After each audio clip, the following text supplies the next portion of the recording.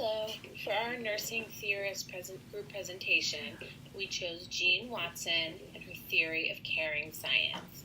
As Dr. Jean Watson states, we are the light in institutional darkness, and in this model, we get to return to the light of our humanity. A little bit of background information about Dr. Watson. She was born Margaret Jean Harmon in 1940 and is from Williamson, West Virginia. She started her nursing education at the Lewis Gale School of Nursing in Roanoke, Virginia, where she got her diploma in nursing in 1961. She then proceeded to move to Colorado, where she married her husband, Douglas Watson, and they had 2 daughters and 5 grandchildren. She then got her Bachelor's of Science in Nursing in 1964, her Master's of Science in Nursing in Psychiatric Mental Health Nursing in 1966, her PhD in Educational Psychology and Counseling in 1973. All of these were from the University of Colorado at Boulder.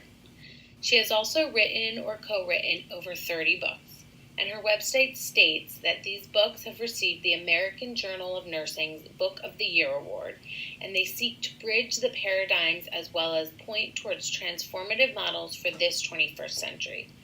In October of 2013, Dr. Watson was inducted as a living legend by the American Academy of Nursing, its highest honor. She has also held positions from associate professor to dean of nursing at the University of Colorado. She has 15 honorary doctoral degrees, 12 of them are international, and in 2012 she retired from the University of Colorado, where Dr. Watson holds the title of Distinguished Professor of Nursing, the highest honor accorded its faculty for scholarly work.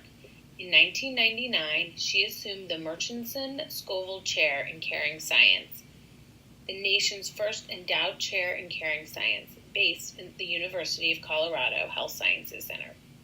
Now, she spends her time as the founder/director of the Watson Caring Science Institute. Dr. Watson has spent her entire nursing career being devoted to human caring. In 1979, she published her first book on nursing theory, Nursing Philosophy and Science of Caring. She established the Center for Human Caring at the University of Colorado in 1980, and it's the nation's first interdisciplinary center committed to using human caring knowledge for clinical practice, scholarship, and administration and leadership. The phenomenon and practice of human caring and healing are the essence of nursing practice and foundational to sustaining life itself. However, as she states, it wasn't until she experienced human caring from her own personal experiences from the inside that she began to understand her own work at another level. In 1997, she was in an accident that cost her the sight from her left eye, and she now has a prosthesis. She states that she had to learn to be still, to surrender to all, to let go, to learn to receive, to be open to unknown mystery and miracles. It was the mystic and metaphysical spiritual practices and inner experiences that carried her through. She created a healing process that brought her back to health and experienced the theory of her care in a personal recovery.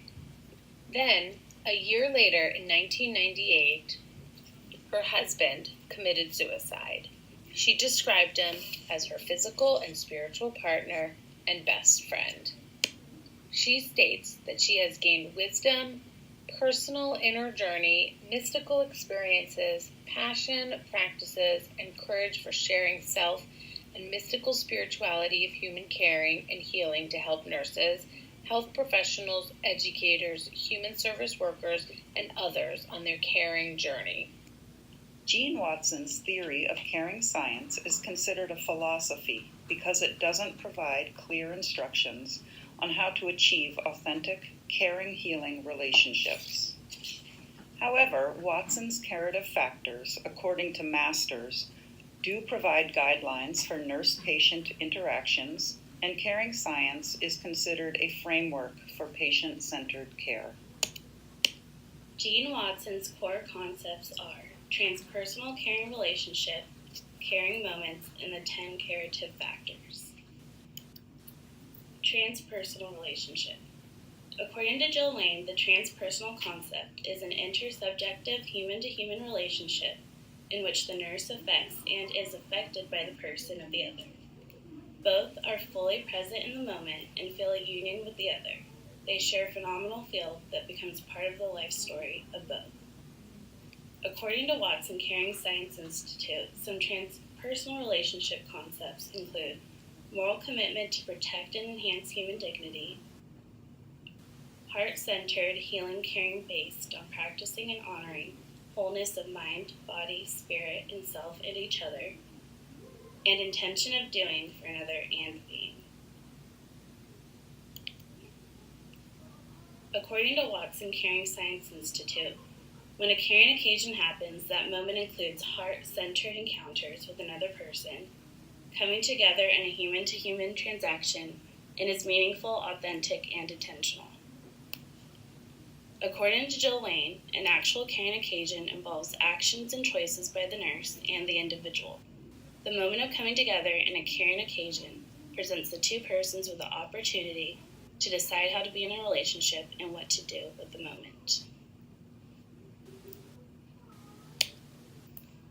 According to Jill Lane, Watson devised 10 caring needs-specific curative factors critical to the caring human experience that need to be addressed by nurses with their patients when in a caring role.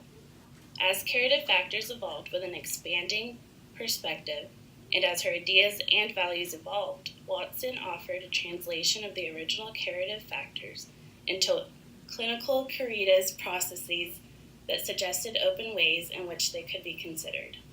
The first 3 curative factors are the philosophical foundation for the science of caring, while the remaining 7 derive from the foundation. The 10 primary curative factors, with their corresponding translation into clinical curitas processes, are practice of loving kindness and equanimity for oneself and other, being authentically present and enabling and sustaining the deep belief system and subjective life world of self and the one being cared for, and cultivating one's own spiritual practices, going beyond the ego self, deepening of self-awareness. Watson's meta-paradigm.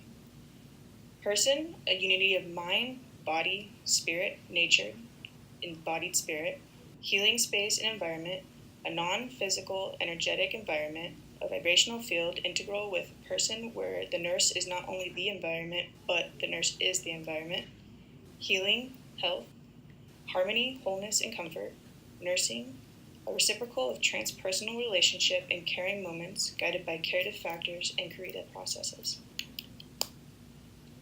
When it comes to the core concepts of Watson's theory, being transpersonal caring relationship, caring occasion, caring moment, and the 10 curatives, it is shown in multiple different ways to relate to nursing's meta-paradigm.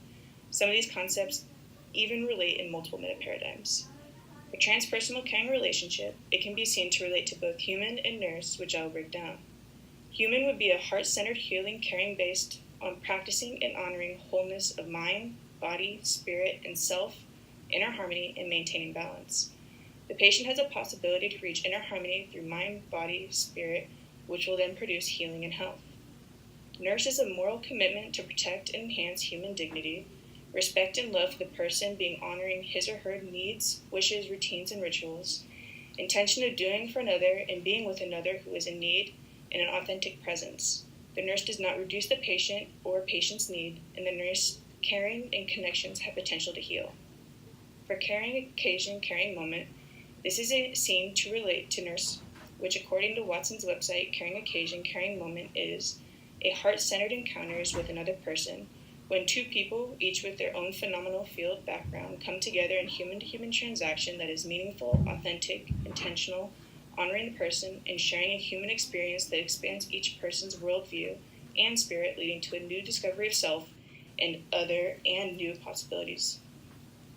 Nurse is one who gives the care to the patient, and through this concept, the nurse can relate to the patient on a whole different level and be able to provide the most effective care possible. The patient will feel more comfortable with the nurse and be more open to treatment and care. For 10 curatives, I will break them down to their correlating or relating meta-paradigm. The different meta-paradigms are human, environment, and nurse. For human, it relates to only one curative, which is cultivating one's own spiritual practice, going beyond the ego self and deepening of self-awareness. For environment, it also is related to only one curative. It is creating a healing environment at all levels, subtle environment of energy and consciousness whereby wholeness, beauty, comfort, dignity, and peace are potentiated. However, nurse can be seen to relate to the remaining 8 curatives. These curatives state that practicing of love, kindness for oneself and others, while being present, enabling, and keeping the deep belief system and subjective life world of themselves and the one being cared for, as well as cultivating one's own spiritual practice while going beyond the ego self and deepening of self-awareness. Nurses also develop a sustaining and helping, trusting, caring relationship with all patients they come into contact with, also while being present and supportive of the many different feelings they experience as well as a patient. Nurses use their knowledge and caring to implement into a caring, healing practice, all while assisting with the basic needs of the patient, which could help with an alignment of mind, body, and spirit. A nurse is also a teacher to the patient, ensuring that they care about the patient's well-being at a spiritual level as well. Health in the meta paradigm is harmony, wholeness, and comfort. After looking further into these concepts, it was noticed that all points relate to health. Whether there's an energy in the environment or the relationship between the nurse and the patient, these all point back to the healing of the patient. Watson, with the Watson Caring Science Institute, has sought to create practical applications of caring science for the healthcare professional. Caring science is currently part of healthcare academic curriculum throughout the world, and according to the Watson Caring Science Institute website, is used to guide transformative models of caring and healing practices for hospitals, nurses, and patients in diverse settings worldwide. In the United States, 9 healthcare systems have integrated caring science into their practices and policies, along with 3 Veterans Administration hospitals. In 2010, Kaiser Permanente, Northern California, embraced the caring science philosophy and began the process of embedding caring science into the practice environment and culture of the organization. Kaiser used caring science as a lens to redesign the hospital-acquired pressure ulcer prevention program with the integration of caring science into patient education, holistic care, and the creation of a healing environment for patients. With the Donate Life Flag program, Kaiser, according to Durant, sought to transform organ donation into a meaningful, honoring, and healing ritual guided by caring science.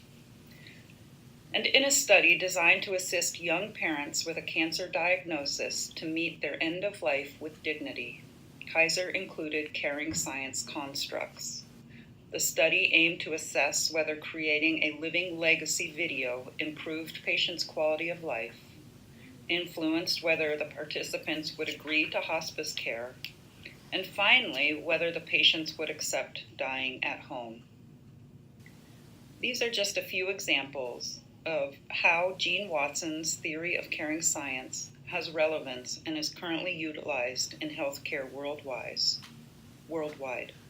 The following video from Kaiser Permanente, Northern California, demonstrates how caring science is utilized in everyday healthcare practice.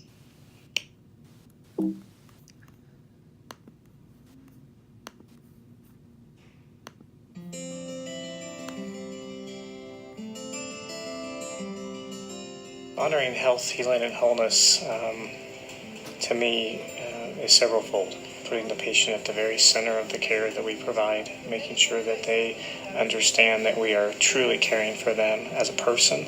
Creating that space for patients to awaken that healing in themselves.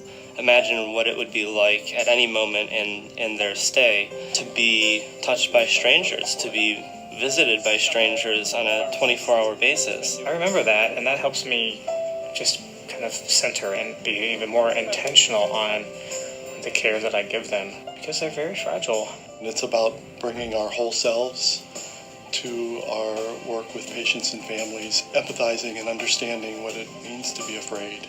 Working in the ED, things oftentimes can get crazy and chaotic, and it's very important to take the time to really pay attention to each patient. I know it's really scary for you, but we're going to make sure that you're okay. Make sure that I look at them as a person and not just as a patient. It's just simple thing, but it's important. Like, if you need anything, give them assurance that we're there all the time if they need us. It's not so much what you say, but how you listen and your presence. Because people don't remember the words that came out of your mouth, but they remember your caring moment. Just being willing to ask how people are doing and to be there for them. I had a patient once and I said, "Is there anything else that you need?" And he looked right at me and he said, "I could use a friend." Just coming in with a smile, a touch, a gesture, asking them if there's anything that they want to say, going beyond the respiratory care aspect of my job. When you enter, you bring energy here. I am always excited to come to work because I know I will give everybody a big smile. It's very much about their healing when they're in our environment. I think on a parallel path, we are also, as healthcare professionals, dealing with our own healing journeys. We have supportive teams, and when we hit a hard day or a tough day, which we all experience, we can call on those resources in our teams to help us through that day. In terms of providing staff support, we have numerous activities that we do throughout the year. Programs called Tea for the Soul, where we bring a cart around to all the units. It's really meant to be in the classic definition of tea, that you pause, you take a break. We've all been chosen to be here to do our work, whether it's physical healing or spiritual healing or emotional healing or soul work. But it's all part of this privileged journey we're on as we support each other and as we care for our patients and family members in a deeply caring, engaging way. It's terrific.